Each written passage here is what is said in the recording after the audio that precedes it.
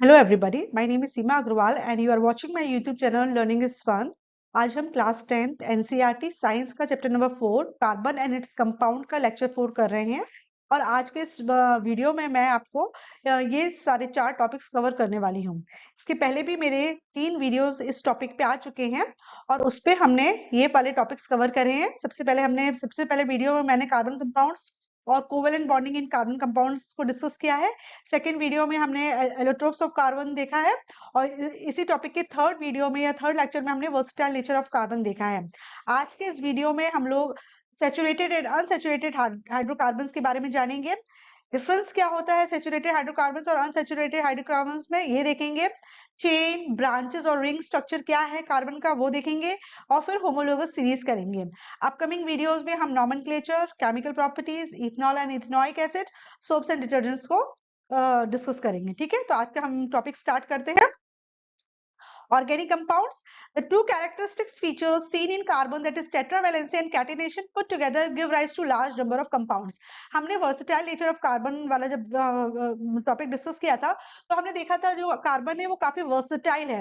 Carbon क्यों इतना versatile है? क्योंकि कार्बन में दो चीज है, एक तो टेट्रावेलेंसी मतलब इसकी वैलेंसी 4 है और दूसरा इसमें कैटेनेशन की एक प्रॉपर्टी है, यानी कि चेन बनाने की प्रॉपर्टी है। और ये चेन बहुत प्रकार की बना लेता है, सिंपल चेन बना लेता है, ब्रांच चेन बना लेता है, साइक्लिक चेन बना लेता है। तो जिसकी वजह से क्या होता है, कार्बन के बहुत सारे मिलियंस कंपाउंड्स पाए जाते हैं और उन कंपाउंड्स को हम ऑर्गेनिक केमिस्ट्री में स्टडी करते हैं। These compounds were initially extracted from natural substances and it was thought that these carbon compounds or organic compounds could only be formed within a living system। Actually पहले जो ये compounds होते थे, organic compounds होते थे, वो natural substances से ही निकाले जाते थे, extract किए जाते थे। इसलिए ये माना जाता था कि जो ये कार्बन के कंपाउंड्स है ये ऑर्गेनिक कंपाउंड्स है, क्योंकि लिविंग सिस्टम से ही मिलते हैं, या तो उनका सोर्स प्लांट होता था या एनिमल होता था। इसकी वजह से हम ये मानते थे कि ऑर्गेनिक कंपाउंड्स जो होते हैं वो आपके लिविंग थिंग्स से निकलते हैं, या प्लांट से या एनिमल से, इसलिए नाम ऑर्गेनिक कंपाउंड पड़ा था। that is it was postulated that a vital force was necessary for the synthesis। Initially ये माना जाता था कि ऑर्गेनिक कंपाउंड्स को बनाने के लिए एक वाइटल फोर्स की जरूरत है, यानी कि सिर्फ और सिर्फ लिविंग थिंग्स से ही हम इन कंपाउंड्स को बना सकते हैं। However, ये बात आगे चल के गलत प्रूव हुई। Friedrich Wöhler disproved this in 1828 by preparing urea from ammonium cyanide। Friedrich Wohler ने इस बात को गलत साबित कर दिया। उन्होंने बोला कि नहीं, ऑर्गेनिक कंपाउंड सिर्फ लिविंग थिंग से ही नहीं मिलते हैं, ऑर्गेनिक कंपाउंड्स को हम अपनी लेबोरेटरी में भी बना सकते हैं। और उन्होंने 1828 में यूरिया को बनाया अमोनियम साइनेट से लैब में। ठीक है, तो तब से, लेकिन चूंकि नाम पड़ चुका था, इसको ऑर्गेनिक कंपाउंड ही बोलते थे, तो आज भी कंटिन्यू है। कार्बन के कंपाउंड्स को हम ऑर्गेनिक कंपाउंड्स ही बोलते हैं, क्योंकि आज भी मेजॉरिटी तो आपको जो मेजॉरिटी ऑफ कार्बन कंपाउंड्स है वो आपको प्लांट या एनिमल सोर्सेस से ही मिलते हैं। But carbon compounds except for carbides, oxides of carbon, carbonate and hydrogen carbonate salts continue to be studied under organic chemistry। Carbon के बाकी सारे कंपाउंड्स, इन कंपाउंड्स को छोड़ के, कार्बाइड्स जो है, ऑक्साइड्स ऑफ कार्बन है, यानी कि कार्बन डाइऑक्साइड, कार्बन मोनोऑक्साइड, या कार्बोनेट है जैसे sodium carbonate, potassium carbonate, zinc carbonate, या हाइड्रोजन कार्बोनेट सॉल्ट्स है, जैसे सोडियम हाइड्रोजन कार्बोनेट, जिसको हम बाइकार्बोनेट भी बोलते हैं। इन कार्बन के ये सारे कंपाउंड को छोड़कर बाकी जितने भी कार्बन के कंपाउंड्स हैं उसको हम ऑर्गेनिक केमिस्ट्री में ही पढ़ते हैं और उसको हम उन कंपाउंड्स को हम ऑर्गेनिक कंपाउंड्स कहते हैं। मैंने अपने फर्स्ट वीडियो में भी बताया था कि जो कार्बन के कंपाउंड्स हैं वो दो कैटेगरी में आते हैं, इनऑर्गेनिक और ऑर्गेनिक। तो इनऑर्गेनिक में आ गए आपके carbides, oxides of carbon, carbonate और हाइड्रोजन कार्बोनेट सॉल्ट्स। और जबकि ऑर्गेनिक कंपाउंड्स में आ गए बाकी कंपाउंड्स, जैसे कि तुम्हारा है methane, ethane, ethylene, acetone, benzene, है ना, तो ये टॉलिन, तो ये सारे के सारे ऑर्गेनिक कंपाउंड्स के अंदर पढ़े जाते हैं। ठीक है, organic compounds are the compounds of carbon। Simple, organic chemistry is the study of carbon compounds excluding oxides of carbon, metallic carbonates, related compounds like metal cyanides and metal carbides। तो organic compounds क्या हुए? Organic compounds हुए carbon के compounds। और organic chemistry वो branch है chemistry की जिसमें हम कार्बन के compounds के बारे में पढ़ते हैं। लेकिन इन कंपाउंड्स को छोड़कर, मतलब अगर जितने भी ऑक्साइड्स ऑफ कार्बन है, जैसे कार्बन मोनोऑक्साइड है या कार्बन डाइऑक्साइड है या आपके कार्बोनेट्स हैं या आपके मेटल साइनाइड्स है, मेटल कार्बाइड्स है, इनको हम ऑर्गेनिक केमिस्ट्री में नहीं पढ़ते हैं। इन कंपाउंड्स को हम इनऑर्गेनिक केमिस्ट्री में पढ़ते हैं। बाकी जितने भी बचे हुए कार्बन के कंपाउंड्स हैं वो सारे के सारे ऑर्गेनिक केमिस्ट्री में पढ़ते हैं। और ये जो कंपाउंड्स है वो मिलियंस में है, बहुत बड़ा है। ठीक है, अभी 10th में तो सिर्फ ये टॉपिक इंट्रोड्यूस किया गया है, लेकिन 11th-12th में आप इसको बड़े डिटेल में पढ़ोगे।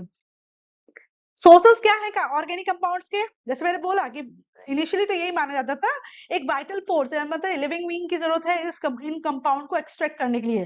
तो इनका सबसे बड़ा पहला सोर्स तो क्या हुआ, प्लांट्स।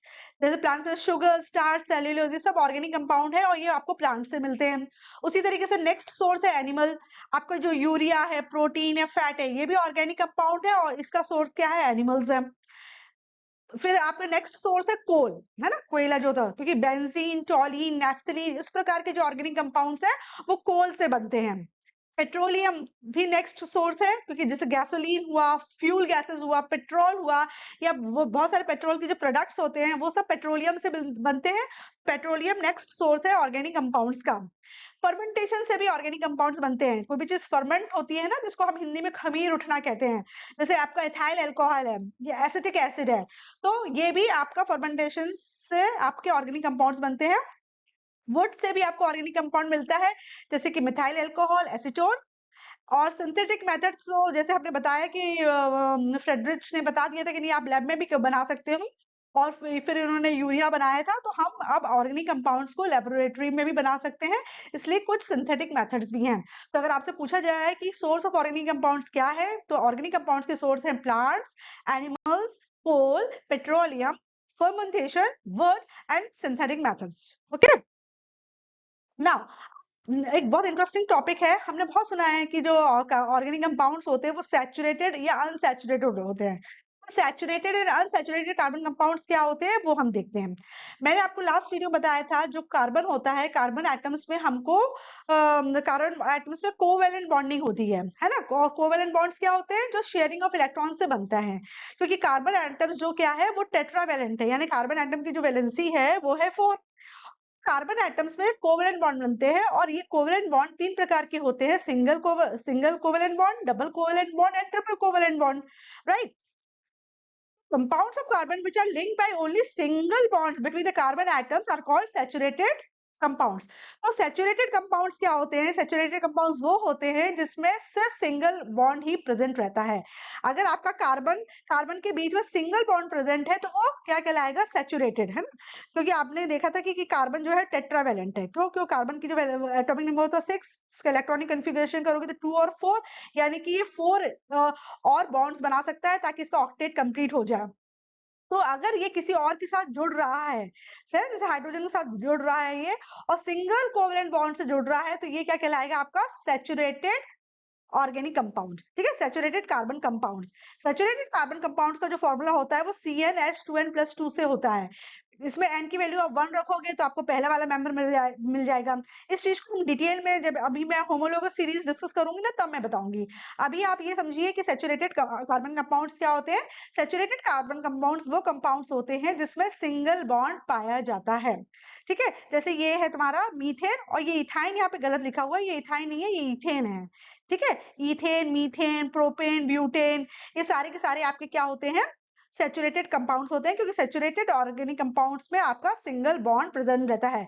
जैसे आपने ईथेन बनाया तो ईथेन में क्या होगा, 2 कार्बन एटम्स होते हैं और उससे हाइड्रोजन आपका अटैच रहता है, तो इस वाले कार्बन एटम के 4 वैलेंसी करो, 1 2 3, और एक आपने 4 ऊपर अटैच कर दिया। इस वाले कार्बन एटम को टेट्रावेलेंट है ना, इसकी वैलेंसी 4 करो, 1 2 3 4। तो आप देख रहे हो कि जो कार्बन और कार्बन के बीच है उसमें भी सिंगल बॉन्ड है ना, और बाकी भी जो बॉन्ड्स है वो सिंगल ही हैं। तो जब सिंगल बॉन्ड्स प्रेजेंट रहते हैं कार्बन के कंपाउंड में तो उसको हम सैचुरेटेड कार्बन कंपाउंड बोलते हैं। ठीक है, नेक्स्ट है अनसैचुरेटेड कार्बन कंपाउंड्स। तो अनसैचुरेटेड कार्बन कंपाउंड्स क्या होते हैं, अगर कार्बन कंपाउंड्स में डबल या ट्रिपल बॉन्ड देखने को मिल रहा है, अगर आपको डबल बॉन्ड या ट्रिपल बॉन्ड देखने को मिल रहा है तो ये कहलाएंगे अनसैचुरेटेड कार्बन कंपाउंड्स।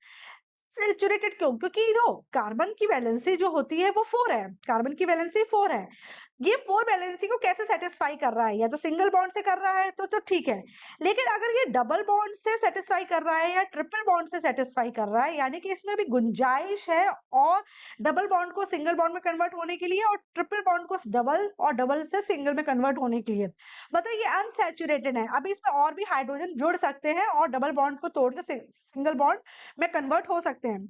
तो कहने का मतलब ये होता है कि जो अनसैचुरेटेड कार्बन कंपाउंड्स होते हैं वो कंपाउंड्स होते हैं जिसमें कार्बन के बीच में डबल बॉन्ड होता है।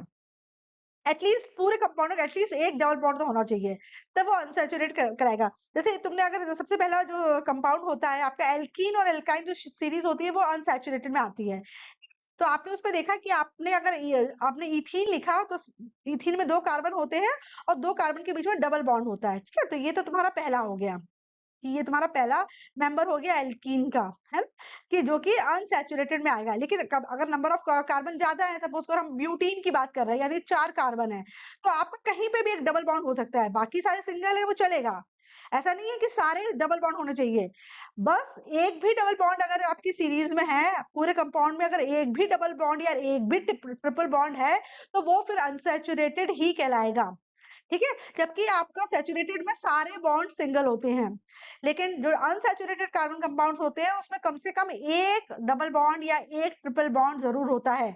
ऐसा भी हो सकता है कि एक ही कंपाउंड में डबल बॉन्ड भी प्रेजेंट हो, सिंगल बॉन्ड भी प्रेजेंट हो, ट्रिपल बॉन्ड भी प्रेजेंट हो, ऐसा भी हो सकता है, ठीक है। लेकिन अगर एक भी डबल बॉन्ड या एक भी ट्रिपल बॉन्ड प्रेजेंट है तो फिर वो अनसैचुरेटेड कंपाउंड कहलाएगा, ठीक है। 3 इंपॉर्टेंट कंपाउंड्स होते हैं आपके एल्केन्स, एल्कीन्स और एल्काइंस। जो एल्केन्स होते हैं वो सैचुरेटेड कार्बन कंपाउंड्स कहलाते हैं, जबकि एल्कीन्स और एल्काइंस जो होते हैं वो अनसैचुरेटेड कार्बन कंपाउंड्स कहलाते हैं। एल्केन्स जो होते हैं उनको निकालने का फॉर्मूला होता है CnH2n+2, जिसको डिटेल में हम आगे वाली स्लाइड्स में देखेंगे। एल्कीन के आपको सारे मेंबर्स निकालने हैं तो आप फॉर्मूला यूज करोगे CnH2n, और एल्काइंस के आपको निकालने हैं तो आपको फॉर्मूला यूज करना पड़ेगा CnH2n-2। तो आई होप आपको क्लियर हो गया होगा कि सैचुरेटेड क्या होते हैं और अनसैचुरेटेड क्या होते हैं। सैचुरेटेड में आपका जो बॉन्ड प्रेजेंट होगा वो सिंगल प्रेजेंट होगा, राइट। अगर आपका सिंगल बॉन्ड प्रेजेंट है तो वो सैचुरेटेड कहलाएगा, और अनसैचुरेटेड में या तो डबल बॉन्ड होगा या ट्रिपल बॉन्ड होगा। Clear? Next, unsaturated compounds are more reactive than saturated carbon compounds. तो अगर हम सैचुरेटेड कार्बन कंपाउंड्स और अनसैचुरेटेड कार्बन कंपाउंड्स के बारे में बात करें तो जो अनसैचुरेटेड होते हैं वो ज्यादा रिएक्टिव होते हैं बजाय के आपके सैचुरेटेड कार्बन कंपाउंड से। वो ज्यादा अनसैचुरेटेड कंपाउंड ज्यादा रिएक्टिव होते हैं क्योंकि उनको भी सैचुरेशन चाहिए ना, तो हर कोई कोशिश करता है वो स्टेबल हो जाए, है ना। अनसैचुरेटेड है तो सैचुरेटेड हो जाए, जो चीज पहले से ही सैचुरेटेड है तो वो और एडिशनली रिएक्टिव नहीं होती है, लेकिन जो चीज अनसैचुरेटेड है वो ज्यादा रिएक्टिव होती है क्योंकि वो सैचुरेट होना चाहती है। क्लियर? तो अगर हम सैचुरेटेड और अनसैचुरेटेड कार्बन कंपाउंड से कंपेयर करेंगे तो जो अनसैचुरेटेड कार्बन कंपाउंड होते हैं वो ज्यादा रिएक्टिव होते हैं, राइट। नेक्स्ट, नाउ अब इन्होंने कुछ सैचुरेटेड ऑर्गेनिक कंपाउंड्स का स्ट्रक्चर बना के दिखाया है। मॉलिक्यूलर स्ट्रक्चर है और आपका ये वाला स्ट्रक्चरल फॉर्मूला दिखाया है। कैसे? जैसे कि तुम्हारा पहले इन्होंने मेंबर ले लिया ईथेन, है ना। अब हम इसको ईथेन को बनाना सीखते हैं। ईथेन एक तो पता है जब होमोलॉगस सीरीज करेंगे तो मैं आपको बताऊंगी, अब शॉर्ट में बता देती हूँ। देखो, अगर कार्बन का नंबर 1 है, कार्बन अगर 1 है तो रूट वर्ड आता है मेथ, राइट। अगर कार्बन एटम्स 2 है तो रूट वर्ड आता है एथ। कार्बन एटम्स 3 है तो रूट वर्ड आता है प्रॉप। 4 है तो रूट वर्ड आता है ब्यूट। 5 है कार्बन एटम्स तो रूट वर्ड आता है पेन। 6 कार्बन है तो आएगा आपका हेक्स, और 7 है तो हेप्ट, और सो ऑन चलता है। देखिए 5-6 तक तो हमारा काम चल जाएगा। सीबीएसई में इतना ही होता है, इसलिए अगर हमको 1 से लेके 5 या 7 तक भी अगर पता है नाम तो आपका काम हो जाएगा। तो इन्होंने बोला है इथेन। इथेन है तो आपको क्या देखना है कि कार्बन की वैल्यू क्या होगी 2, क्योंकि इथ वाले में कार्बन की वैल्यू कितनी होती है 2 होती है। सबसे पहले तो आप 2 कार्बन के बीच में सिंगल बॉन्ड लगा दो, ठीक है। नेक्स्ट स्टेप में क्या करना है कि बाकी हाइड्रोजन एटम्स कितने होंगे वो हम डिसाइड करेंगे कि कार्बन की हम टेट्रा वैलेंसी को फुलफिल करेंगे। जैसे कार्बन का एक तो वैलेंसी फुलफिल हो गई क्योंकि इसने इससे बॉन्ड बना लिया, तो 1 बॉन्ड तो ये हो गया, तो 1। बाकी की बची 3 बॉन्ड्स किससे बन जाएंगे? सिंगल हाइड्रोजन एटम से बन जाएंगे, ठीक है। तो ये तुम्हारा हो गया कार्बन का स्ट्रक्चरल फॉर्मूला, इथेन का स्ट्रक्चर फॉर्मूला। तो देखो 2 कार्बन है और इसमें 1 2 3 4 5 6 ये क्या है, हाइड्रोजन। तो इसका कंडेंस्ड फॉर्मूला क्या होगा, C2H6। क्लियर। तो इस तरीके से तुम्हारा ये इथेन का स्ट्रक्चर फॉर्मूला है और ये कंडेंस्ड फॉर्मूला है ना। क्योंकि क्यों होता है, क्योंकि हमें पता है कि कार्बन का जो एटॉमिक नंबर होता है वो 6 होता है, तो इसका इलेक्ट्रॉनिक कन्फिग्रेशन करेंगे तो 2 और 4 होगा। हाइड्रोजन का जो एटॉमिक नंबर होता है वो 1 होता है। अब इसको डुप्लेट कंप्लीट करना है, यानी कि इसको 2 लाना है, और इसको ऑक्टेट कंप्लीट करना है, यानी कि इसको 8 लाना है। तो क्या करेगा, एक कार्बन 4 तरफ से हाइड्रोजन से घिर जाएगा। ठीक है। नहीं, अगर 2 कार्बन है, इथेन है, तो 2 कार्बन से पहले इसको करेंगे। पहले मैं इसको क्लियर कर लूं, फिर मैं आपको बताती हूँ। देखिए, आपको इथेन बनाना है। ठीक है। अब हमने ये देख लिया कि हमारा जो इथेन में 2 कार्बन रहेंगे, और कार्बन का जो आपका इलेक्ट्रॉनिक कन्फिग्रेशन है वो है कि 2 और 4। अब जैसे कि अब आपको इसका एक ये देखना है, ये चीज करनी है कि कैसे बनता है कि कार्बन, दो कार्बन आइटम्स हैं, तो आपने कार्बन एक लिखा और दूसरा कार्बन ये लिखा। ठीक है। अब इस कार्बन के आउटर, इस वाले कार्बन के में भी आउटर में 4 इलेक्ट्रॉन्स है, 1 2 3 4, ये 4 वैलेंस इलेक्ट्रॉन है। इस वाले कार्बन एटम्स के भी 4 वैलेंस इलेक्ट्रॉन है, 1 2 3 और 4। ठीक है। तो एक तो इन्होंने आपस में शेयर कर लिया, और यहाँ पे 3 जगह हाइड्रोजन अपना अपना इलेक्ट्रॉन लेके आ जाएगा। एक हाइड्रोजन अपना लेके आ गया, ये वाला हाइड्रोजन अपना लेके आ गया, ये वाला हाइड्रोजन अपना लेके आ गया, इसने अपना ले लिया, ये लेके आ गया, और एक यहाँ पर आ गया।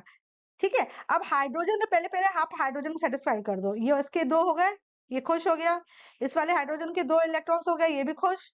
इसका भी डुप्लेट बन गया, इसका भी डुप्लेट बन गया, और इसका भी बन गया डुप्लेट, और इसका भी बन गया।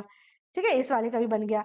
अब ये वाला कार्बन एटम बचा है, इसको ऑक्टेट करना है, तो इसने अपना इलेक्ट्रॉन लिया और हाइड्रोजन का इलेक्ट्रॉन लिया, तो ये 2 3 4 5 6, और जो उसने कार्बन के साथ जो शेयरिंग करी थी 7 8, इस तरीके से हो गया। इसको मैं एक बार फिर से बना के दिखाती हूँ, क्योंकि यहाँ पे ये क्लियर नहीं हो रहा है, तो इसको हम एक बार फिर से ड्रॉ करते हैं, तो ताकि आप लोग को एकदम क्लियर दिखे कि कैसे बन रहा है ये स्ट्रक्चर, क्योंकि ये इसको बनाना ईजी होता है, बस एक बार इसको मेथड समझने की जरूरत है। ठीक है। तो हम इसको देखते हैं कैसे हमने इसको बना रहे हैं। Just minute. तो जैसे कि हमने लिया ये, ठीक है। अब हमारे 2 कार्बन है,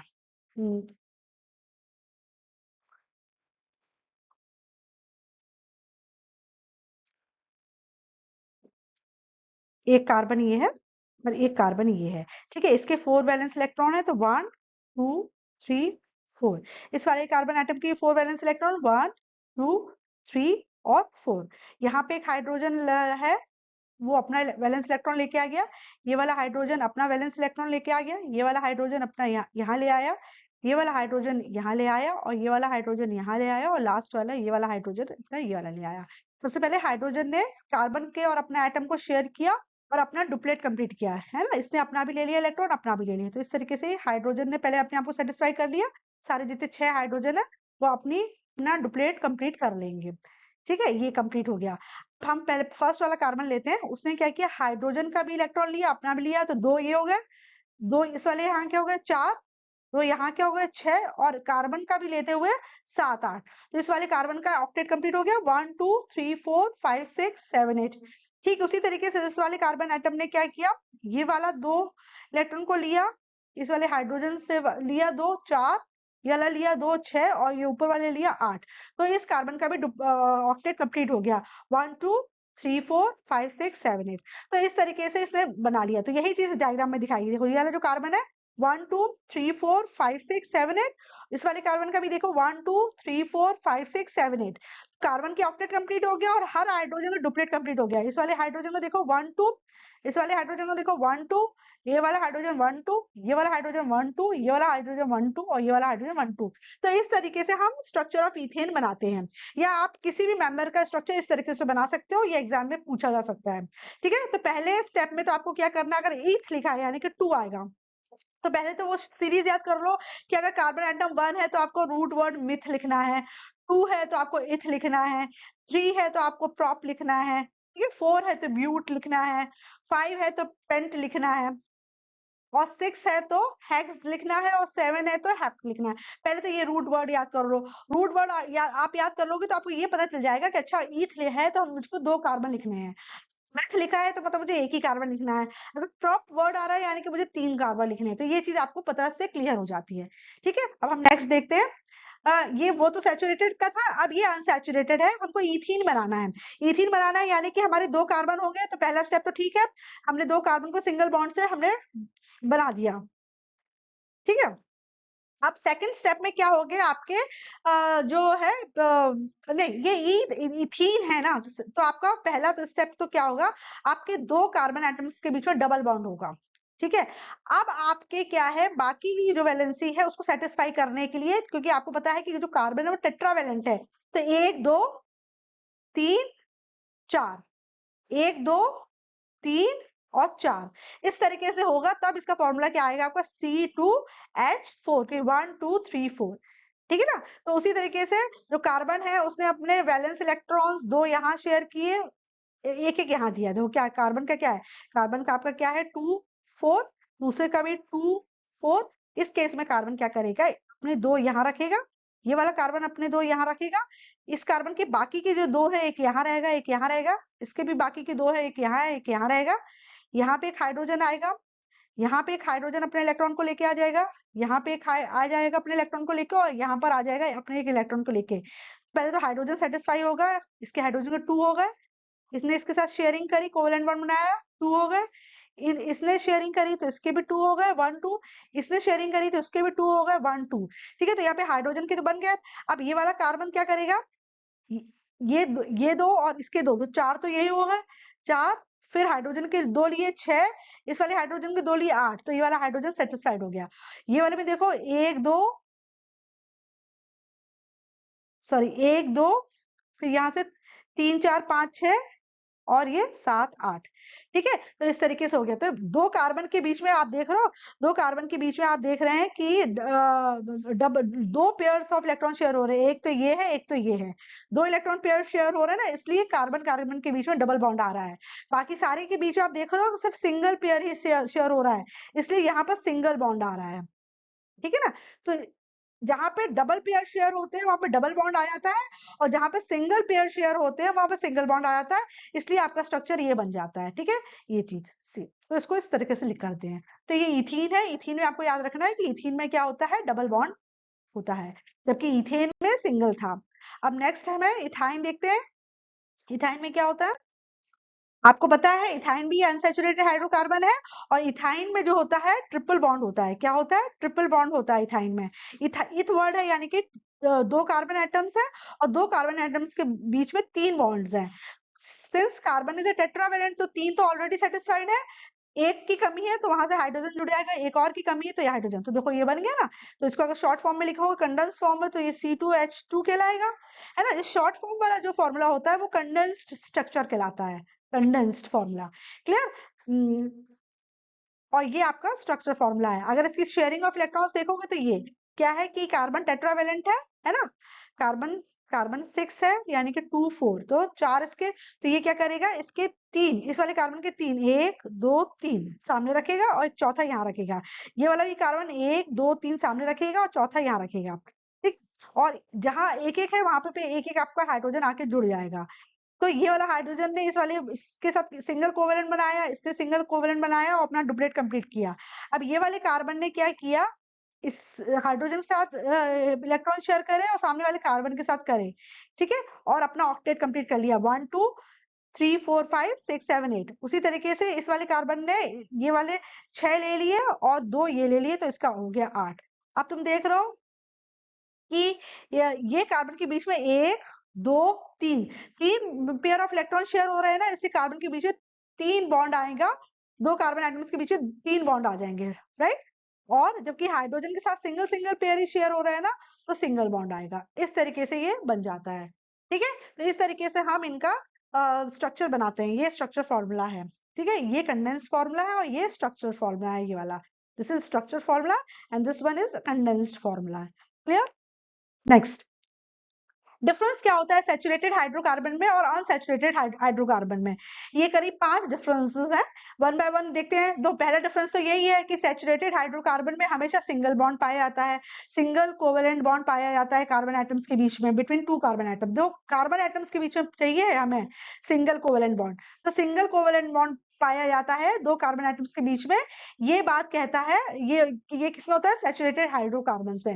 अनसैचुरेटेड हाइड्रोकार्बन्स में डबल या ट्रिपल बॉन्ड्स देखने को मिलते हैं। नेक्स्ट, सैचुरेटेड हाइड्रोकार्बन्स को हम एल्केन्स कहते हैं, और जो अनसैचुरेटेड हाइड्रोकार्बन्स होते हैं वो दो प्रकार के होते हैं, एल्कीन्स और एल्काइंस।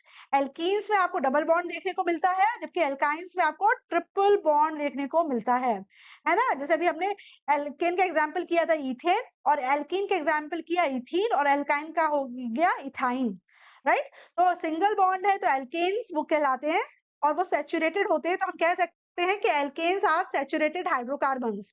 और अनसैचुरेटेड हाइड्रोकार्बन्स पूछेंगे तो alkenes and alkynes are unsaturated hydrocarbons. Alkenes में डबल बॉन्ड होता है, एल्काइंस में ट्रिपल बॉन्ड होता है। Saturated hydrocarbons are less reactive as compare to unsaturated hydrocarbons. हमने पिछले भी देखा है, पिछली स्लाइड में भी, कि जो सैचुरेटेड हाइड्रोकार्बन्स होते हैं वो लेस रिएक्टिव होते हैं अनसैचुरेटेड से। अनसैचुरेटेड वाले ज्यादा रिएक्टिव होते हैं क्योंकि पाई इलेक्ट्रॉन डेंसिटी इसकी ज्यादा रहती है। Unsaturated hydrocarbons are more reactive due to pi electron density. Next, saturated hydrocarbons burn with blue flame. जो सैचुरेटेड मतलब एल्केन की सीरीज के कोई भी मेंबर को आप जो बर्न करोगे ना तो ब्लू फ्लेम निकलेगी, जबकि अनसैचुरेटेड हाइड्रोकार्बन्स को जब भी जलाते हैं ना तो सूटी फ्लेम, यानी कि वो धुआं सा उड़ता है, काला धुआं निकलता है। ठीक है, काला धुआं निकल रहा है इसका मतलब वो क्या है? हाइड्रोकार्बन अनसैचुरेटेड है। और आपकी ब्लू फ्लेम जल रही है तो यानी कि वो सैचुरेटेड हाइड्रोकार्बन्स हैं।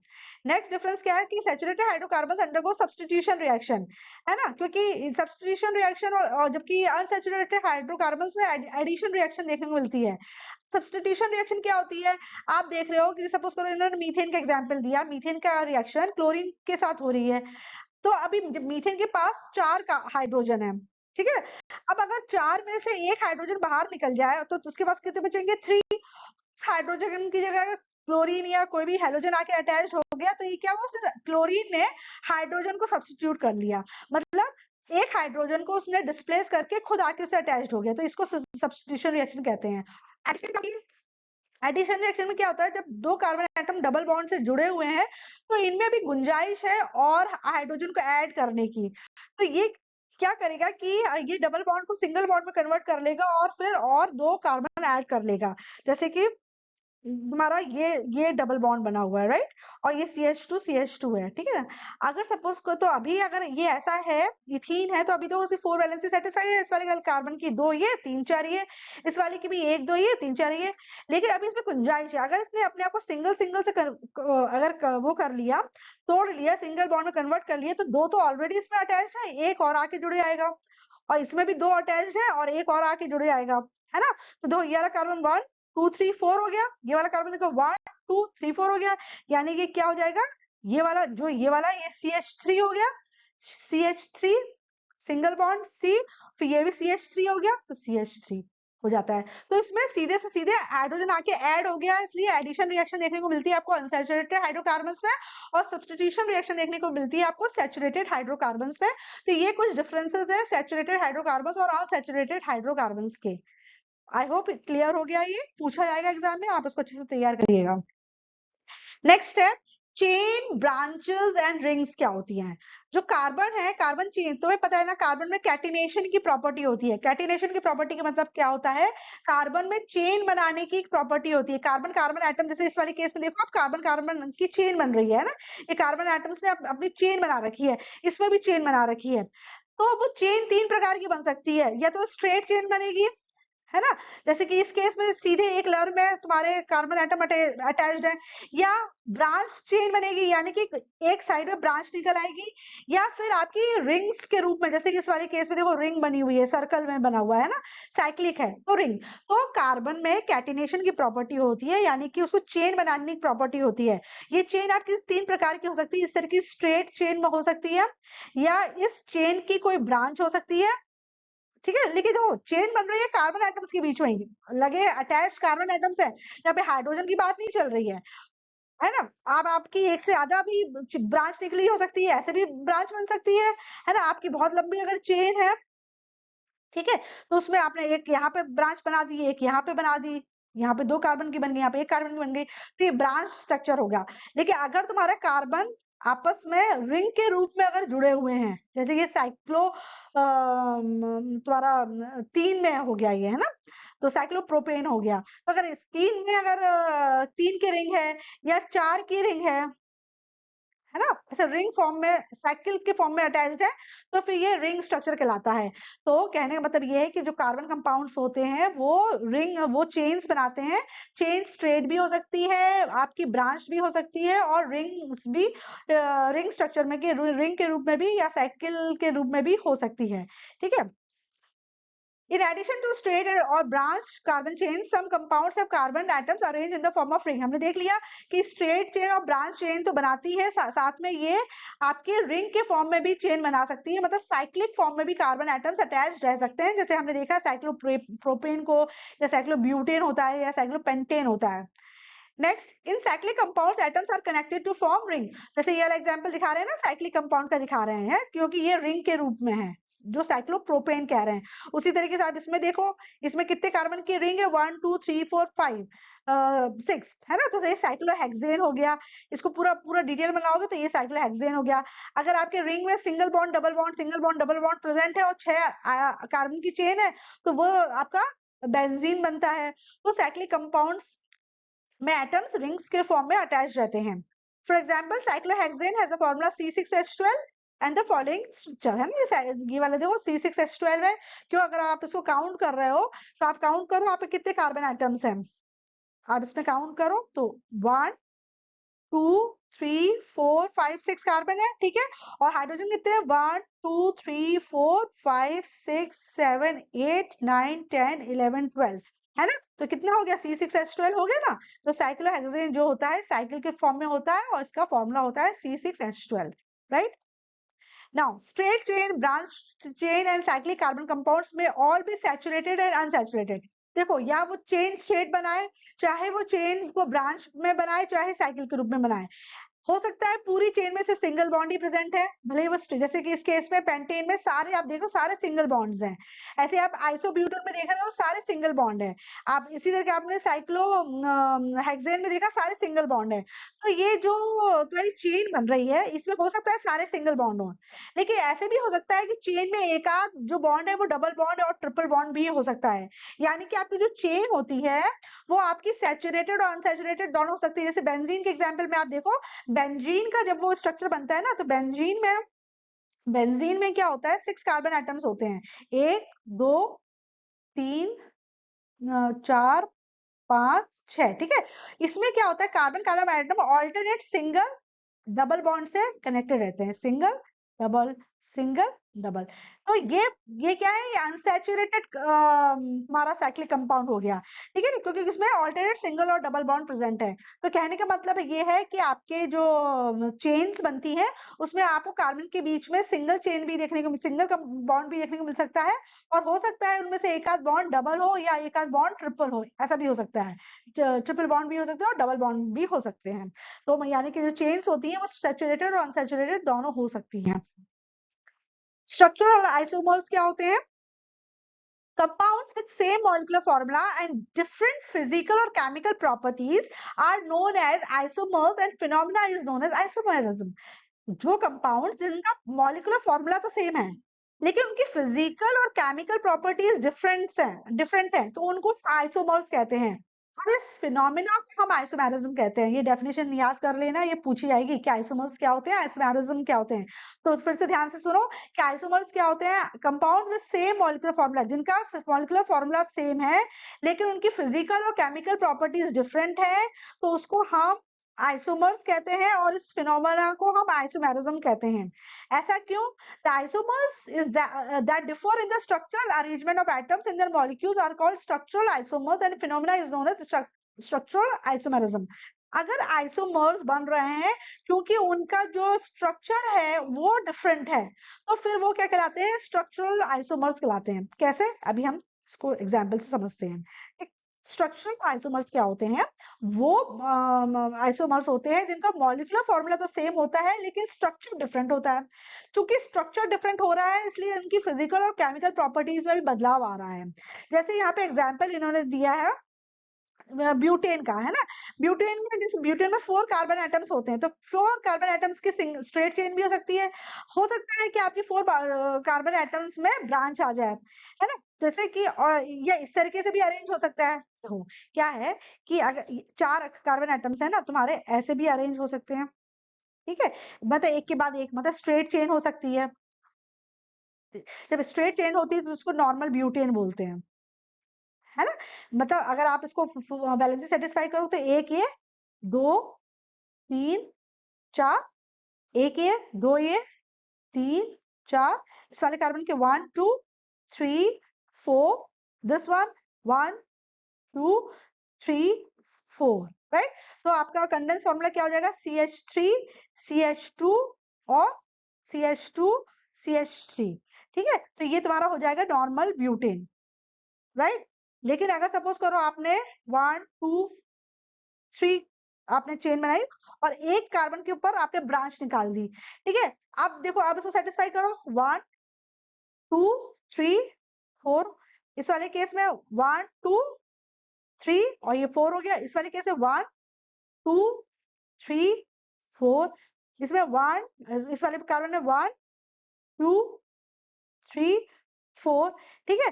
तो इसमें क्या हो जाएगा, इसमें क्या हो रहा है कि ये सेकंड कार्बन एटम में एक ब्रांच आ रही है।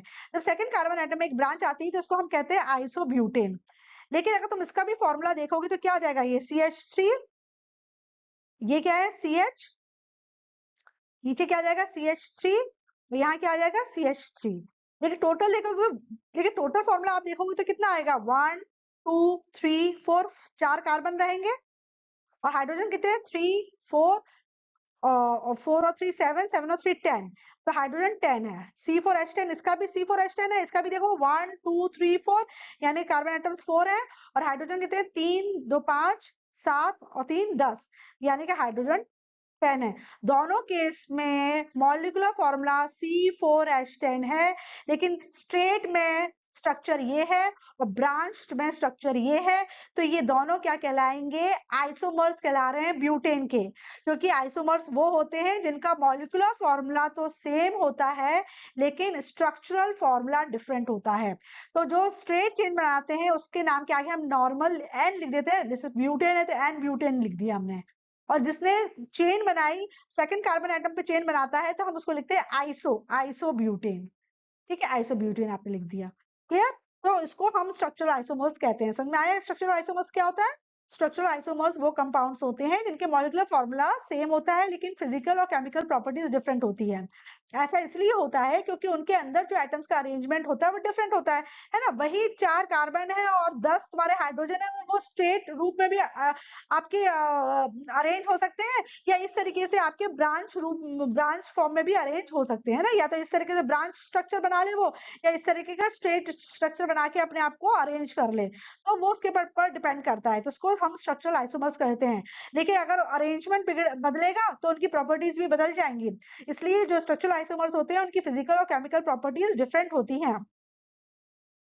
The compounds with identical molecular formula but different structures are called structural isomers.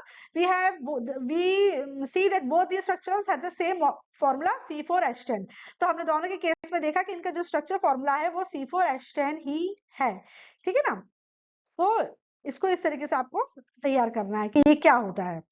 Next, ऐसे ही ना पेंटेन का भी होता है। पेंटेन जो होता है ना, पेंटेन का अगर आप फॉर्मूला देखोगे तो पेंटेन का फॉर्मूला क्या होता है, पेंटेन का फॉर्मूला होता है C5H12। C5H12 दो गिनो, उसमें 1 2 3 4 5 कार्बन है। हाइड्रोजन गिनो 3 2 5 7 9 10 11 12, राइट। तो इस वाले केस में C5H12 है। इस वाले केस में देखो आप 1 2 3 4 5 कार्बन 5 है।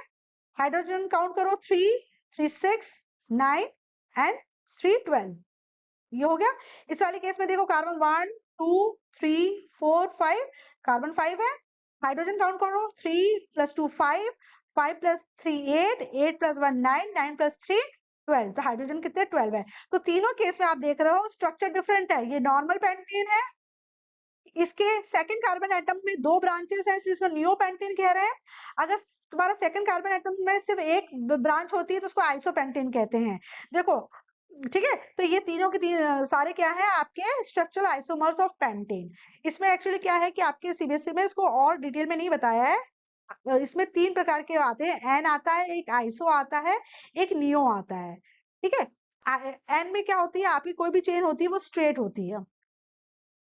अगर आपके सेकंड कार्बन एटम के ऊपर चेन आ रही है, ऊपर की तरफ या नीचे की तरफ, तो वो क्या कहलाएगा, आइसो कहलाएगा।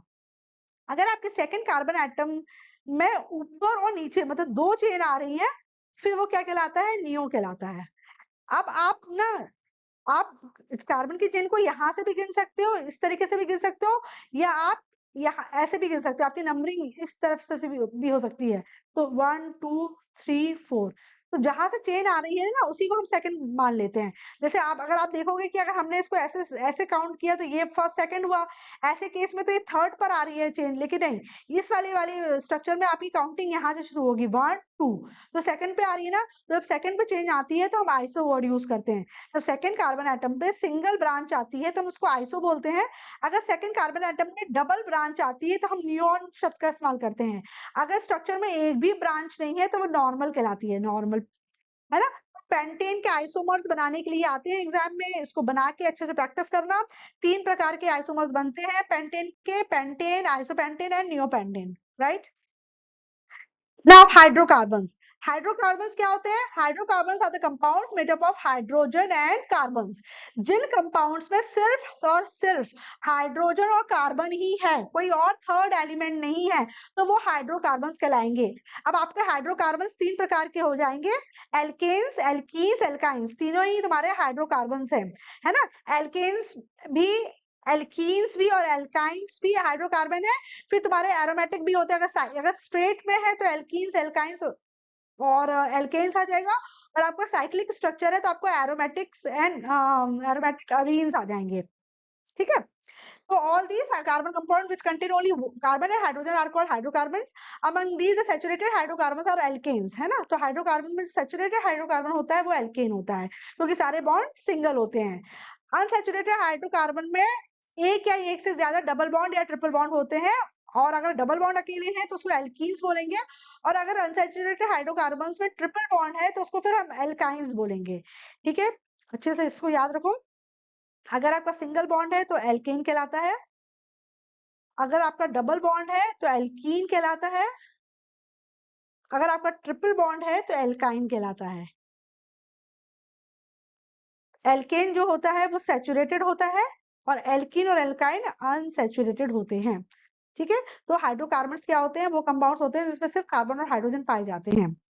Now will you be my friend, carbon पूछ रहा है, बिकॉज कार्बन जो है बहुत ही इंटरेस्टिंग एलिमेंट है, ये बहुत सारे कंपाउंड्स बनाता है।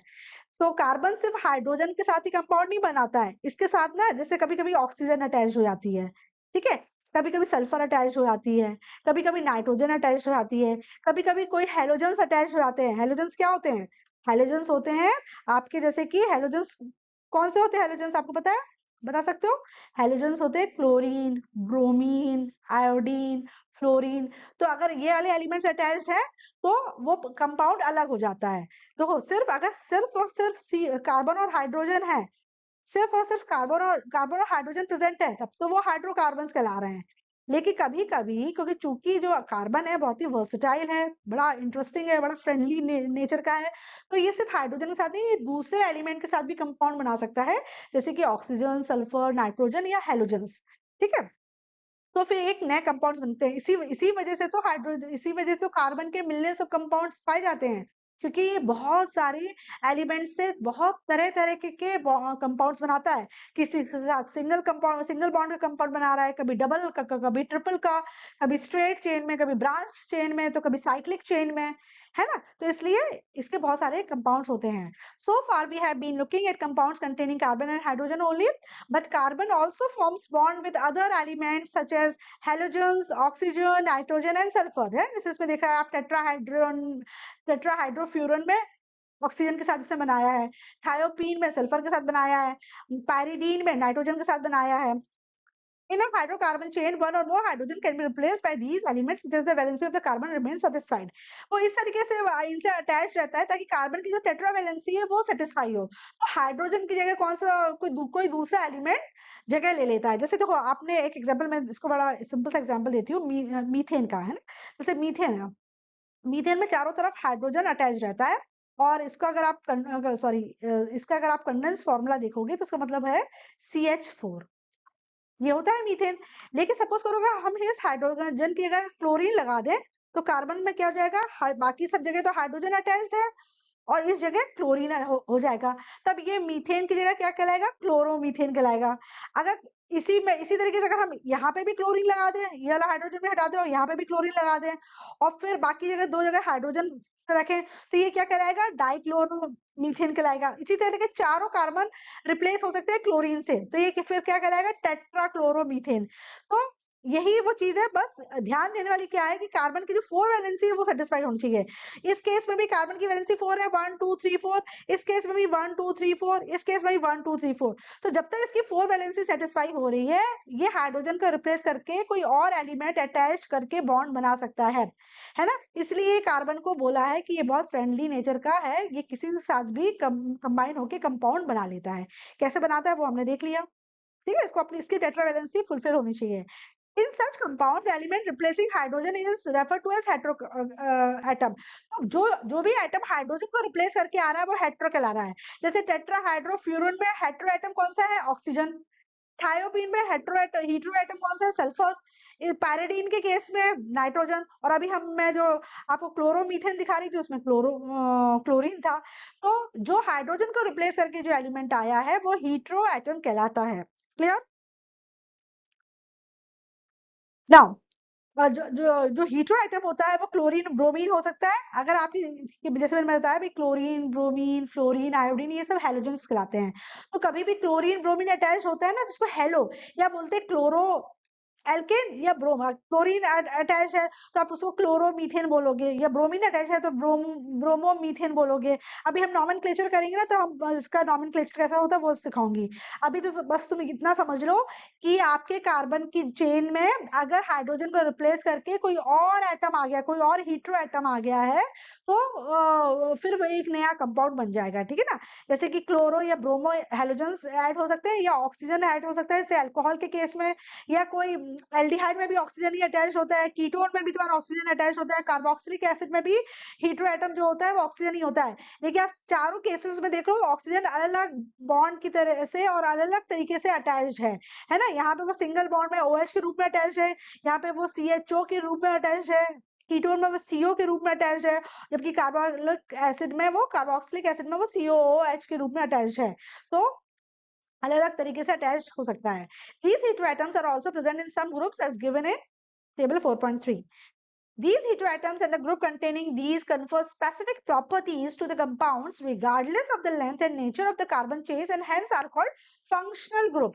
क्या होता है कि जब ये वाले जो ग्रुप अटैच होते हैं, ये heteroatoms अटैच होते हैं ना, तो ये जो heteroatoms है ये functional group कहलाते हैं। अब जो तुम्हारा कार्बन कंपाउंड है वो जो फंक्शनल ग्रुप उसके पास प्रेजेंट है उसके हिसाब से वो जाना जाएगा, ना कि अपनी कार्बन की चेन की लेंथ के हिसाब से। जैसे अगर OH ग्रुप अटैच्ड है तो उसकी प्रॉपर्टी फिर अल्कोहल से रिलेटेड हो जाएगी, जितने भी अल्कोहलिक प्रोडक्ट की जो प्रॉपर्टीज होती है ना वही उस कंपाउंड की हो जाएगी। उसी तरीके से अगर तुम्हारा हीट्रो एटम CHO यानी कि एल्डिहाइड के रूप में प्रेजेंट है तो उस पूरे सीरीज की जो पहचान होगी वो एल्डिहाइड के रूप में होगी, क्योंकि उसकी प्रॉपर्टीज एल्डिहाइड से मिलती हुई होगी। उसी तरीके से कीटोन या कार्बोक्सिलिक, तो ये जो है ना हेलो है, अल्कोहल है, एल्डिहाइड है, कीटोन है, कार्बोक्सिलिक एसिड है, ये फंक्शनल ग्रुप्स हैं, ठीक है। और फंक्शनल ग्रुप आप उसके प्रॉपर्टीज को डिसाइड करते हैं। इसको हम डिटेल में भी हम आगे पढ़ेंगे जब हम नॉमेनक्लेचर देखेंगे। सब इंपॉर्टेंट फंक्शनल ग्रुप्स दिए गए, ये जो मेन है जो आपके कोर्स में है CBSE के हिसाब से वो यही 4-5 है। हेलोजेंस है, हेलोजेंस में भी आपको सिर्फ 2 करने हैं, क्लोरीन और ब्रोमीन वाले। क्लोरीन लगा होगा तो क्लोरो नाम लगा देना आगे, ब्रोमीन लगा होगा तो ब्रोमो लगा देना, ठीक है। और बाकी जो फंक्शनल ग्रुप्स है वो है alcohol, aldehyde, ketone and carboxylic acid. Free valency और valencies of the group are shown by the single line. आप देख रहे हो इनके आगे सिंगल लाइन बना रहे हैं, सिंगल जो बॉन्ड दिख रहा है ना, सिंगल बॉन्ड बता रहा है आपकी फ्री वैलेंसी, बट यहाँ आके एक आपका एल्किल ग्रुप अटैच हो जाता है। ठीक है, यहाँ पे आके एक एल्किल ग्रुप, जैसे सिंगल है तो यहाँ पे आके एक एल्किल ग्रुप अटैच हो जाएगा, एल्किल ग्रुप या हाइड्रोजन अटैच हो जाएगा। तो ये इस तरीके से है ना, यह तुम्हारा CH3Cl, तो ये फ्लोरोमीथेन कहलाएगा। यहाँ पे हो जाएगा सपोज CH3 अटैच हो गया तो मिथनॉल कहलाएगा, है ना। उसी तरीके से तुम्हारा मिथेनॉल बन जाएगा अगर एक तुम्हारा अटैच हो गया। तो कोई भी एल्किल ग्रुप अटैच हो सकता है। अब एल्किल ग्रुप क्या होता है वो हम आगे देखते हैं। ठीक है, तो ये तुम्हारा हीटेरो एटम्स है। Next, the functional group is attached to the carbon chain through this valency by replacing one hydrogen atom और एटम्स। तो एक हाइड्रोजन एटम को हटा के उसकी जगह पूरा का पूरा एक फंक्शनल ग्रुप आ जाता है ना। वैसे अगर देखा जाए तो यहाँ पे क्या था, तुम्हारा हाइड्रोजन अटैच था, लेकिन उसने हाइड्रोजन को हटा के पूरा एक फंक्शनल ग्रुप लगा दिया है। तो आपका हाइड्रोजन रिप्लेस, वैसे तो देखा जाए CH4 होना चाहिए था, लेकिन CH3 है, बाकी यही कैच किया OH आ गया, है ना। तो इसको ये क्या होगा कि एक H को पूरे एक फंक्शनल ग्रुप में रिप्लेस कर दिया। तो अब प्रॉपर्टी फंक्शनल ग्रुप के हिसाब से होगी, ना कि कार्बन की चेन के हिसाब से होगी। An atom or a group of atoms which when present in a compound gives specific physical and chemical properties to it regardless of the length and nature of the carbon chain is called functional group। अगर किसी भी functional group के present होने की वजह से पूरे compound की property उस ग्रुप की वजह से जानी जाती है, तो उस ग्रुप को हम फंक्शनल ग्रुप कहते हैं। जो क्या लिखा है, एन एटम और group of atoms which when present in a compound give specific physical and chemical properties to it regardless of the length and nature of the carbon atom is called functional group। अगर किसी भी उसकी पहचान उस group of atom की वजह से हो रही है तो फिर उसको हम फंक्शनल ग्रुप कहते हैं। जैसे इन्होंने हीटेरो एटम बताए हैं, हैलोजेंस, इसमें क्लोरीन ब्रोमीन आयोडीन हो जाती है। अगर हैलोजेंस अटैच हैं तो ये हेलो कंपाउंड्स बन जाते हैं। तो अगर क्लोरो है तो क्लोरो कहलाएगा, या ब्रोमीन है तो ब्रोमो कहलाएगा। यहाँ पे मिसप्रिंटिंग है, क्रोमो लिख रखा है, ये क्रोमोनिक क्लोरो होगा। ब्रोमो है तो ब्रोमीन है तो ब्रोमो कंपाउंड कहलाएंगे, आयोडीन है तो आयोडो कहलाएंगे। ठीक है, यहाँ पे एक्स मतलब हुआ हैलोजन, इस एक्स के बदले में क्लोरीन ब्रोमीन आयोडीन कुछ भी आ सकता है। ठीक है, और ये कंडेंस फॉर्मूला है। दूसरा फंक्शनल ग्रुप क्या होता है, अगर ऑक्सीजन अगर अटैच रहता है आपकी कार्बन कंपाउंड्स में, तो आपके 6 प्रकार के 6 टाइप्स के आपके वो बन सकते हैं कार्बन कंपाउंड। अल्कोहल बन सकता है, एल्डिहाइड बन सकता है, कीटोन बन सकता है, कार्बोक्सिलिक एसिड बन सकता है, ईथर बन सकता है और ईस्टर बन सकता है। इन सारे कंपाउंड से आपको फंक्शनल ग्रुप याद करने पड़ेंगे। अल्कोहल का फंक्शनल ग्रुप होता है OH, राइट। एल्डिहाइड का होता है CHO, जिसमें बॉन्डिंग इस तरीके से होती है, कार्बन से ऑक्सीजन डबल बॉन्ड से अटैच रहती है और हाइड्रोजन से सिंगल बॉन्ड। कीटोन में C डबल बॉन्ड O होता है, C डबल बॉन्ड O है तो वो कीटोन कहलाएगा। कार्बोक्सिलिक एसिड होता है COOH, मतलब कार्बन से एक ऑक्सीजन तो डबल बॉन्ड से अटैच रहती है और दूसरी ऑक्सीजन आपका हाइड्रोक्सिल ग्रुप अटैच रहता है। ईस्टर में क्या होता है, आपके 2 ऑक्सीजन होते हैं, एक तरफ तो वो डबल बॉन्ड से अटैच होता है और एक तरफ वो दो तरफ वो एल्किल ग्रुप से अटैच रहता है। तो ये तो 6 तरीके के कंपाउंड बनते हैं जब ऑक्सीजन प्रेजेंट रहता है अलग अलग फॉर्म में। अगर नाइट्रोजन है हीटेरो एटम के रूप में, तो आपका जो ऑर्गेनिक कंपाउंड बनता है वो होता है एमीन्स, और इसका कंडेंस फॉर्मूला है NH2, मतलब हाइड्रोजन की जगह रिप्लेस होकर NH2 ग्रुप आ गया है। तो ये सारे आपके फंक्शनल ग्रुप हैं। भले ही आप हेलोजन की बात करो जिसमें क्लोरो ब्रोमो आयोडीन आ जाएंगे, या अल्कोहल हो, एल्डिहाइड हो, कीटोन हो, कार्बोक्सिलिक एसिड हो, ईथर हो, ईस्टर्स हो, आपको इन फंक्शनल ग्रुप के आपको फॉर्मूला याद होना चाहिए। आपको पता होना चाहिए कि अल्कोहल में OH होता है, आपको पता होना चाहिए एल्डिहाइड में CHO होता है, कार्बोक्सिलिक एसिड में COH होता है, कीटोन्स में CO होता है। तो इस तरीके से आपको ये फंक्शनल ग्रुप पता होना चाहिए, है ना। ईस्टर में O होता है और दोनों तरफ आपका एल्किल ग्रुप अटैच रहता है।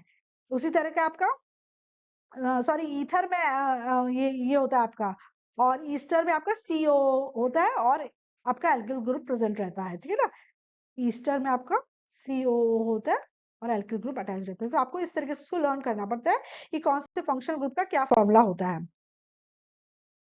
Classification of functional group, main functional groups के बारे में अब हम लोग डिस्कस कर रहे हैं। जो अभी हमने चार्ट देखा ना उसी को थोड़ा सा और अच्छे से डिस्कस कर रहे हैं। अगर हाइड्रोक्सिल यानी कि OH प्रेजेंट है, राइट, जैसे कि आप इसमें देख रहे हो OH है ना, अगर ये OH अगर OH प्रेजेंट है OH प्रेजेंट है तो उसको हाइड्रोक्सिल ग्रुप कहते हैं।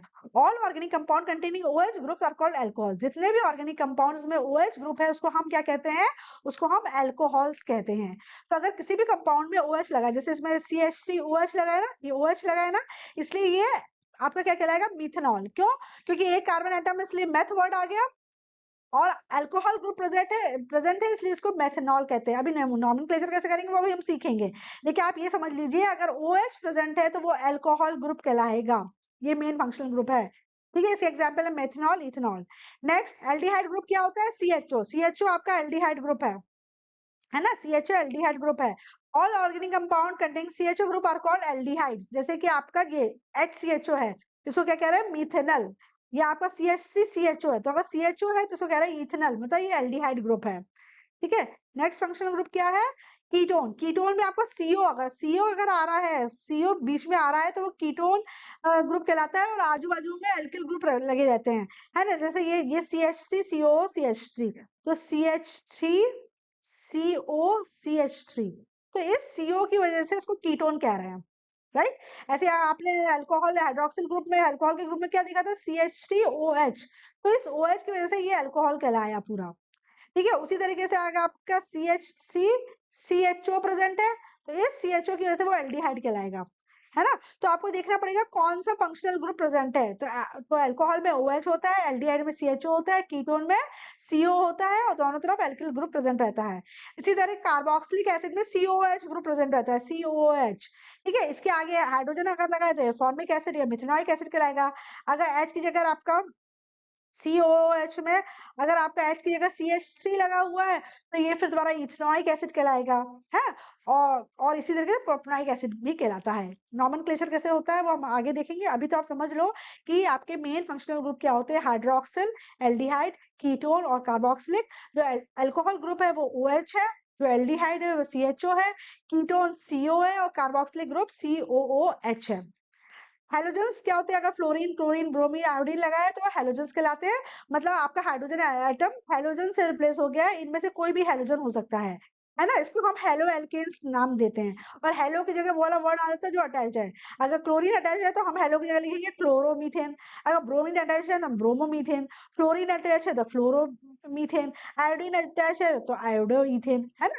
तो इस तरीके से आपके 5 मेन फंक्शनल ग्रुप है। नेक्स्ट है होमोलोगस सीरीज। होमोलोगस सीरीज क्या होती है? Homologous series constitute organic compounds with the same general formula and similar chemical characteristics but different physical property. Homologous series में वो सारे ऑर्गेनिक कंपाउंड्स आते हैं जिनका जनरल फॉर्मूला तो सेम है, और उनकी केमिकल कैरेक्टरिस्टिक्स भी सेम है, लेकिन फिजिकल प्रॉपर्टी डिफरेंट आती है। होमोलोगस सीरीज में फॉर्मूला सेम आता है, जो फॉर्मूला आप यूज कर रहे हो वो सेम आएगा, केमिकल प्रॉपर्टीज भी सेम आएंगी, लेकिन फिजिकल प्रॉपर्टीज जो होती है वो डिफरेंट हो जाती हैं, ठीक है। कैसे होती है? जितने भी होमोलोगस सीरीज के जो मेंबर होते हैं वो CH2 से डिफर होते हैं। मतलब दो, जैसे सपोज करो हम एक होमोलोगस सीरीज एल्केन के बारे में बात कर रहे हैं, पहला मेंबर है इसका मीथेन और दूसरा मेंबर है इसका ईथेन। अब अगर तुम मीथेन और ईथेन में डिफरेंस देखोगे तो कार्बन एटम में कितना डिफरेंस है? 1, 2 में से 1 गया, 1 का डिफरेंस। और हाइड्रोजन एटम में कितना डिफरेंस है? 6 - 4 2, यानी कि दो मेंबर्स के बीच में आपका CH2 का डिफरेंस आएगा। इसी तरीके से इसके नेक्स्ट मेंबर होता है प्रोपेन, तो उसका वैल्यू होता है C3H8। तो अब तुम अगर इन दोनों कंपेयर करो तो देखो 3 में से 2 गया 1, तो कार्बन 1 बचा, 8 में से 6 गया 2, तो हाइड्रोजन 2 बचा, तो इन दोनों के बीच में भी CH2 का डिफरेंस आएगा। तो कहने की बात है कि होमोलोगस सीरीज के किसी भी दो मेंबर्स के बीच में जो डिफरेंस होता है वो CH2 होता है। अगर वेट वाइज देखो तो कार्बन का एटम कितना, कार्बन का वेट कितना हुआ? 6, नहीं सॉरी, कार्बन का वेट कितना हुआ? 12, और एक हाइड्रोजन को होता है 1, इसमें 2 लिखे 2, यानी कि वेट का डिफरेंस कितना हो जाएगा? 14, राइट। तो आपका फॉर्मूला कितना डिफरेंस होगा? CH2। Compounds in a homologous series often have a fixed set of functional groups resulting in chemical physical properties that are comparable. Each compound in a homologous series is called homologue. हर compound को homologue कहते हैं, जैसे कि ये भी आपका homologue है, ये भी आपका होमोलॉग है, right. Such a series of compound in which the same functional group substitutes for hydrogen in a carbon chain is called homologous series.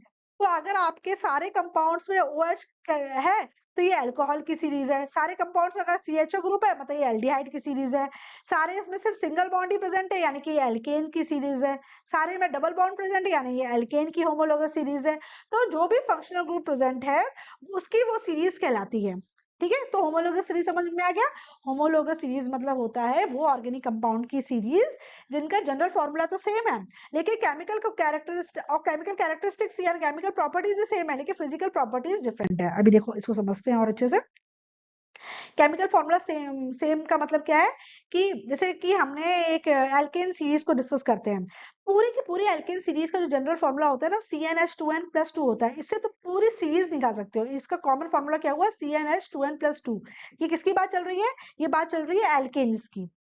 ठीक है, अब अगर सपोज करो हमने n की वैल्यू 1 रखी तो पहला मेंबर क्या हो जाएगा? n की जगह 1 लिख दो और h 2 into 1 plus 2 सॉल्व करो तो 1 तो हम लिखते नहीं है। ये 2 1 2 2 plus 2 4, पहला मेंबर हो गया CH4। उसी तरीके से अगर हमने n की वैल्यू 2 लिख दी तो C2, अगर हमने n की वैल्यू 2 लिखी तो हमारा फॉर्मूला क्या होगा C2H। 2n की जगह क्या लिखोगे तुम? 2 into 2 plus 2 यानी कि इसको सॉल्व करोगे तो C2H6 आ जाएगा। इसी तरीके से नेक्स्ट नंबर क्या आ जाएगा C3H8 इस C4 sorry C3H8। Next number आएगा C4H10। फिर नेक्स्ट आ जाएगा C5H12। तो आप देख रहे हो कि सारे मेंबर्स का हम जो सारे मेंबर्स की सीरीज तैयार कर लेंगे इस फॉर्मूले से। तो ये कहने मतलब होता है कि हर सीरीज का अपना एक फॉर्मूला होता है और इसको हम होमोलोगस सीरीज कहते हैं। इस डायग्राम में आप देखो एल्केन की सीरीज दिखा रहे हैं जिसका फॉर्मूला है CnH2n+2। फिर एल्केन सीरीज दिखा रहे हैं जिसका फॉर्मूला है CnH2n। फिर एल्काइन सीरीज दिखा रहे हैं जिसका फॉर्मूला है CnH2n-2। अल्कोहल दिखा रहे हैं जिसका फॉर्मूला है CnH2n+1OH। एल्डिहाइड है CnH2n+1 CHO। कीटोन है CnH2n+1 CO और फिर दूसरी तरफ भी CnH2n+1 लगा हुआ है। जबकि कार्बोक्सिलिक एसिड का फॉर्मूला है CnH2n+1 और COOH। तो आप तो ये पूरी सीरीज का एक कॉमन फॉर्मूला होता है। उस कॉमन फॉर्मूले को लगा के आप कितने भी उसके मेंबर्स के बारे में पता कर सकते हैं। जैसे यहाँ पे एग्जांपल मैंने एल्केन का दिया कि एल्केन का जो जनरल फॉर्मूला होता है वो CnH2n होता है, 2n+2 होता है। तो उसका पहला मेंबर हो जाता है मीथेन क्योंकि एक कार्बन एटम प्रेजेंट है। दूसरा मेंबर हो जाता है इथेन क्योंकि 2 कार्बन एटम प्रेजेंट है। तीसरा प्रोपेन, चौथा ब्यूटेन। किसी भी दो को देख लोगे ना तो उसका डिफरेंस CH2 आएगा। सपोज करो हम लोग प्रोपेन और ब्यूटेन को देखें तो प्रोपेन कितना हो गया? काउंट करो 1 2 3 तो C3H8 है और ब्यूटेन क्या है C4H10। इसका डिफरेंस देखो तो 4 में से 3 गया तो C बचा और 10 में से 8 गया तो 2 बचा। तो इन दोनों के बीच में 2 का डिफरेंस है मतलब डिफरेंस आपका CH2 आएगा। कोई सी भी सीरीज आप उठा के देख लो। ठीक है, it can be noticed that there is a difference of CH2 unit between each successive compound. Characteristics क्या होती है होमोलोगस सीरीज की? The functional group of the members of the homologous series is the same. अगर आपका जो भी functional group present है, suppose करो अल्कोहल है तो पूरे मेंबर्स के पास अल्कोहल होगा और उस सीरीज की जो प्रॉपर्टीज होगी वो अल्कोहल से रिलेटेड ज्यादा होगी, कार्बन से रिलेटेड कम होगी। ठीक है, next general formula is the same for all members. अभी हमने देखा एल्केन के केस में हमने CnH2n+2 लगाया, इसके 3-4 मेंबर्स का फॉर्मूला निकाल दिया तो हर मेंबर का में वही फॉर्मूला लगता है, बस एन के नंबर वैल्यूज चेंज होती जाती है। Members of the homologous series have nearly identical chemical properties due to the same functional group. देखो इनके केमिकल प्रॉपर्टी सेम होती है क्योंकि होमोलोगस सीरीज में जो फंक्शनल ग्रुप है वो सेम होता है। तुम्हें पता है कि किसी भी अगर कंपाउंड में फंक्शनल ग्रुप अटैच्ड है तो उसकी प्रॉपर्टी उस फंक्शनल ग्रुप की वजह से होती है। तो अगर सारे कंपाउंड्स में सेम फंक्शनल ग्रुप अटैच है तो ऑब्वियस सी बात है कि उसकी केमिकल प्रॉपर्टीज सेम होंगी। ग्रेडेशन होगा, थोड़ा सा कोई भी प्रॉपर्टी दिया तो बढ़ती हुई जाएगी या घटती हुई जाएगी लेकिन डिफरेंट नहीं होगी all together. Members of the homologous series have a general method of preparation in common. उसी तरीके से हम सारे मेंबर्स को एक ही मेथड से हम प्रिपेयर कर सकते हैं। जैसे एल्केन सीरीज है तो जो तरीका है मीथेन को बनाने का वही मिलता जुलता तरीका होगा इथेन को बनाने का। वैसे ही हम प्रोपेन को बना सकते हैं, वैसे ही हम ब्यूटेन को बना सकते हैं थोड़े बहुत चेंजेस करके। तो एक जैसा तरीका होता है उनको प्रिपरेशन का। Molecular mass increases in any homologous series and a gradation in physical properties seen. किसी भी होमोलोगस सीरीज में जो मास है वो बढ़ता चला जाएगा ग्रेजुअली, उसी तरीके से उसकी फिजिकल प्रॉपर्टी में भी ग्रेजुअल चेंज आएगा। धीरे धीरे धीरे उसकी प्रॉपर्टीज या तो किसी तरफ इंक्रीज हो रही होगी या डिक्रीज होगी, अब्रप्ट चेंजेस नहीं आएंगे। अगर आपका कोई भी चीज अगर गुड कंडक्टर ऑफ इलेक्ट्रिसिटी है पूरे सीरीज के सारे members good conductor of electricity हैं। हो सकता है इस कंडक्शन का कोई बहुत ज्यादा अच्छा हो, कोई बहुत कम हो, लेकिन वो ग्रेजुअली चेंज होगा, अब्रप्टली नहीं होगा कि एक गुड कंडक्टर है मेंबर और दूसरा मेंबर बैड कंडक्टर है, ऐसा नहीं हो सकता है। ठीक है, this is because the melting and boiling point increases with increase in the molecular mass. तो जैसे हमने बोला कि होमोलोगस सीरीज में जो प्रॉपर्टीज होती है वो ग्रेजुअली इंक्रीज होती हैं। तो जब आप छोटे से बड़े मेंबर की तरफ जाओगे ना, तो उनके मेल्टिंग पॉइंट और बॉइलिंग पॉइंट इंक्रीज होते चले जाते हैं, क्योंकि उनका मास बढ़ रहा है। तो भाई छोटी चीज को मेल्ट करना ज्यादा आसान होता है, बड़ी कंपाउंड को मेल्ट करने में ज्यादा टाइम लगेगा, उसी तरीके से बॉइलिंग में भी होगा। Other physical properties such as solubility in a particular solvent also show a similar gradation. उसी तरीके से अगर एक कंपाउंड आपका अल्कोहल में soluble है तो बाकी भी उसी में soluble होंगे, है ना। ऐसा नहीं होगा कुछ वाटर में soluble है, कुछ किसी और में soluble है और कुछ किसी और में, ऐसा नहीं होता है। अगर एक मेंबर आपका अल्कोहल में soluble है तो सारे अल्कोहल में soluble होंगे, अगर एक मेंबर वाटर में है तो सब वाटर में होंगे, इस तरीके से। But the chemical properties which are determined solely by the functional group remain similar in a homologous series. जो chemical properties functional group की वजह से होती हैं वो सब में सेम होती हैं, जो चेंजेस आते हैं वो सिर्फ फिजिकल प्रॉपर्टीज में आते हैं, केमिकल प्रॉपर्टीज तो सेम रहती हैं। ठीक है, तो ये फिर हमने इस वाले डायग्राम में आपको कुछ मेन होमोलोगस सीरीज बताई है। जैसे एल्केन है, इसका फॉर्मूला है CnH2n+2। इसके यही 4-5 मेंबर्स भी याद करोगे तो बहुत है। मीथेन को CH4 कहते हैं, इथेन को C2H6 कहते हैं, प्रोपेन को C3H8 कहते हैं, ब्यूटेन को C4H10 कहते हैं। एक और पेंटेन जरूर याद कर लेना, वो C5H12 होता है, वो भी बहुत पूछते हैं, C5H12। ठीक है, ये इसका 5 मेंबर्स, 5 इसमें याद कर लो। एल्कीन्स का जो जनरल फॉर्मूला होता है वो होता है CnH2n और इनके बीच में डबल बॉन्ड पाया जाता है। इसका पहला मेंबर इथीन होता है, फिर प्रोपीन, फिर ब्यूटीन। इसमें मीथीन नहीं होता है कुछ चीज, क्योंकि डबल बॉन्ड के लिए कम से कम 2 कार्बन तो एटम तो होने चाहिए ना। जैसे पहला मेंबर कौन सा होता है, एल्कीन या इथीन, है ना। फिर नेक्स्ट है प्रोपीन, 3 कार्बन है तो प्रोपीन, 4 कार्बन है तो ब्यूटीन। नेक्स्ट है अल्कोहल, अल्कोहल का जनरल फॉर्मूला क्या होता है, CnH2n+1 और OH, है ना। तो इसका फंक्शनल ग्रुप क्या है, OH। और इसमें आ गया methanol, ethanol, propanol, butanol.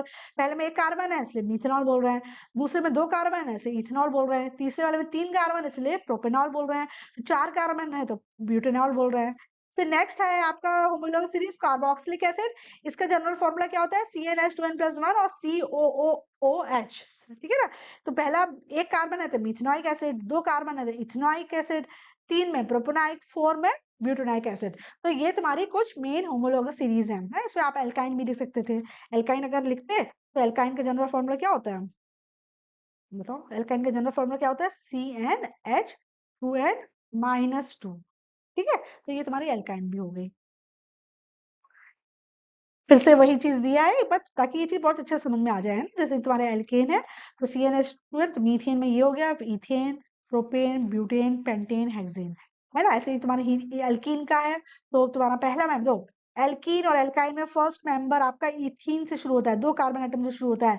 1 carbon atom वाले कंपाउंड तुम्हारे एल्कीन और एल्काइन सीरीज में नहीं होते हैं, क्योंकि इनमें तुम्हें डबल बॉन्ड और ट्रिपल बॉन्ड चाहिए कार्बन एटम्स के बीच में, तो कम से कम 2 कार्बन एटम्स चाहिए। ठीक है, तो एल्कीन और एल्काइन सीरीज जो होती है वो 2 कार्बन एटम्स यानी इथीन और इथाइन से शुरू होती है, जबकि तुम्हारी एल्केन सीरीज जो होती है वो 1 कार्बन एटम यानी कि मीथेन से शुरू होती है। ठीक है, तो एल्कीन का जो फॉर्मूला है वो CnH2n है। तो सारे मेंबर्स की वैल्यू आप निकाल सकते हो, और एल्काइन जो है CnH2n-2 है, तो फॉर्मूला तो सारे मेंबर्स आ गए C2H2। किन्हीं भी 2 नंबर को ले लोगे उनके बीच का डिफरेंस CH2 ही आने वाला है। इसमें देखो 4 में से 3 गया 1, 6 में से 4 गया 2। इस वाले केस में देखो आप 5 में से 4 घटा 1, 10 में से 8 घटा 2, CH2। इस वाले केस में देखो आप 6 में से 5 गया 1 और 14 में से 12 गया 2, तो CH2। तो कोई भी 2 मेंबर्स के बीच में आप किसी भी सीरीज को ले लो, कोई भी 2 मेंबर्स के बीच में CH2 का डिफरेंस आएगा। ठीक है, ये आपके मेन एल्केन आपकी बुक में है का ये डायग्राम है। ये इसका तुम्हारा कंडेंस फॉर्मूला है, ये स्ट्रक्चरल फॉर्मूला है।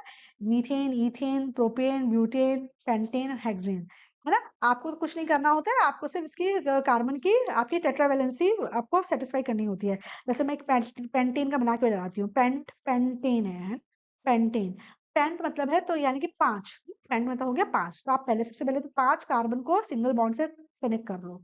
ठीक है, 1 2 3 4 5। फिर क्या करो, कार्बन की 4 वैलेंसी सेटिस्फाई करनी है, तो एक वैलेंसी तो ये हो गई, दूसरी ये, तीसरी ये, चौथी ये। इस वाले कार्बन की देखो 1 और 2 तो सेटिस्फाई है, तीसरा ये, चौथा ये। इस वाले कार्बन की देखो 1 और 2 तो सेटिस्फाई है, तीसरा ये, चौथा ये। इसका 1 और 2 तो सेटिस्फाई है, तो तीसरा ये, चौथा ये। इसका देखो 1 तो ये है, 2 3 4।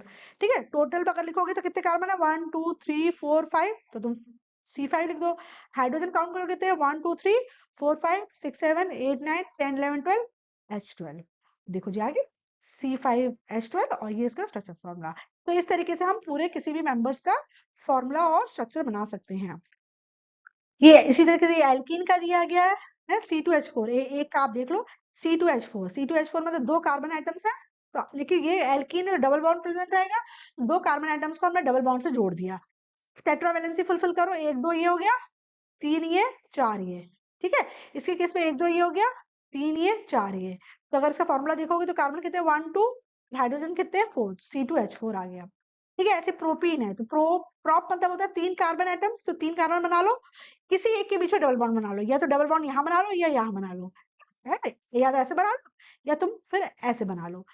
अब 4 वैलेंसी फुलफिल करो। इस वाले कार्बन की देखो 1 2 3 4, इस वाले की 1 2 3 4, इसकी एक ही है तो 2 3 और 4।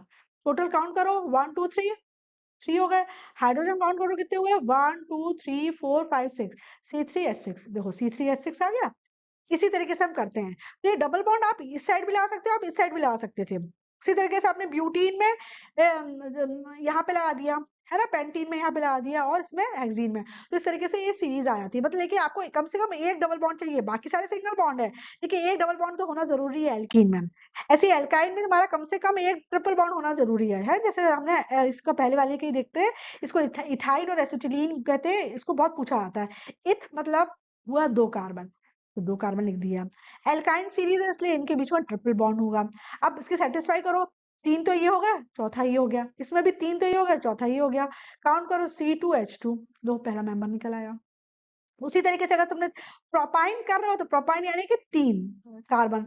अब किन्हीं भी 2 कार्बन के बीच में ट्रिपल बॉन्ड लगा दो। चलो हमने यहाँ लगा दिया। तो इसकी सेटिस्फाइड करो 3 ये, चौथा ये। इसकी 4 सेटिस्फाइड हो ही गई है, 1 2 3 और 4। इसकी देखो 1 2 और 3। तो देखो तो C3H 1 2 3 4, C3H4 आपका नेक्स्ट मेंबर आ गया। इस तरीके से हम इसको बनाते चले जाते हैं। ठीक है, तो इस वीडियो में यहीं तक। आई होप आपको ये टॉपिक अच्छे से क्लियर हुआ होगा। अगर कहीं पे भी कुछ डाउट है तो आप कमेंट सेक्शन में पूछिए, मैं उस डाउट को क्लियर करूंगी। और नेक्स्ट वीडियो में हम लोग नॉमेनक्लेचर देखेंगे। Alright, thank you.